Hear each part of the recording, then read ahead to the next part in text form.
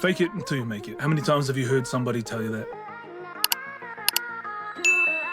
I'd like to tell you that there is a different way. There is an alternative. Be it until you see it. I feel like that is a whole lot better. It really does incorporate the embodiment, the identity, the becoming, living, walking, talking, breathing, being, whatever it is. Let's just say it's successful, super successful YouTuber. What is a YouTuber? I make videos, I put them on YouTube. People watch them, even if it's a small amount of people or if it's a lot of people. You know what else? I don't like the idea of it being fake. Be it until I see it. This leads me on to another topic. Last year, I decided that I wanted to get into martial arts, step into the cage and have an MMA fight, and I did that. Signed up, no training. I went along on my first day and I was fucking very nervous about it. Just relax and don't do that weird nervous laugh. Got it. But I went along to one class. At the end of that, I felt a whole lot better. Was I a fighter? No, but I did it again. Again. And then again and again and again. Again. And I wasn't pretending. I wasn't faking it till I make it.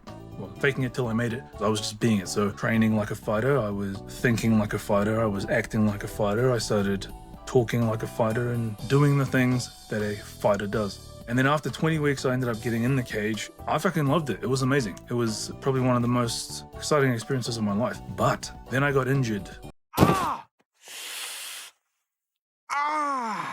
And so I've been out for about 4 months now. Now that I'm finally getting back into training, I've realized as easy as it is to fake it till you make it or to be it until you see it, it's just as easy to go the other way. So now I'm looking at my life where I used to train twice a day, 5 days a week, and then again on the weekend. You do too much. You're not Superman, you know. And I somehow managed to fit that into my life. And then now that I've not been doing that for about 4 months and I'm heading back into it, I don't know how I even managed to do it before. I think a lot of things in life are like that.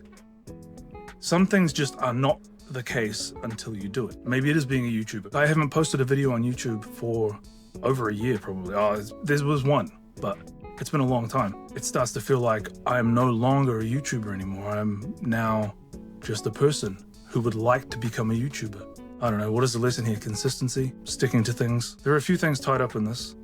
I did go through a phase of following a specific structure when it came to making YouTube videos. I wouldn't use AI, but I was following a pattern that I was taught. Have a decent hook. Night is black. You're racist. I wrote you this big, sexy hook I think you're gonna really dig. Have you ever had those moments where it seems like the universe is practically screaming at you, but you're not sure if it's something supernatural or fucking last night's curry? 5 examples why, or 3 reasons why, or 5 things you can do. Stick around because today I'm going to be discussing 5 signs that the universe is probably trying to tell you some shit. When I started to feel really unaligned with that, you know, I really did not feel like creating that kind of content. It made creating videos and content a lot more difficult because people aren't really interested in someone who just kind of flows on the way that I do. It's kind of left me feeling like I don't have any place to be making content. But I realized, you know what? Fuck it. I need to make these videos so that I am being it until I see it. I won't be able to continue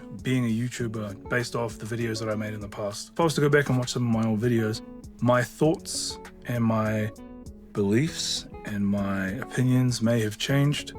And I could also feel like that is a bad thing or that's something to be ashamed of, or it's kind of like I need to hide them. But I'm not going to do that because I think it's important for us to acknowledge and to live and be in the space that we're completely within our rights. It's our sovereign right to change our mind when we are presented with more information. And for some reason, that's a fucking difficult concept for some people to grasp. Take what you want, leave the rest. If you have questions about an old video, if you have questions about life and the way that it's running for you at the moment or how things are going, I may be able to answer those questions, or I may know someone who can help you with answering those questions.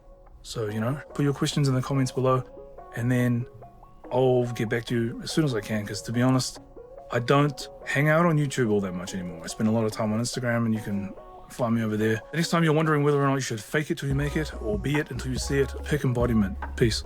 I heard the chair crack, Derek. That chair cracked, that motherfucker eyes got big.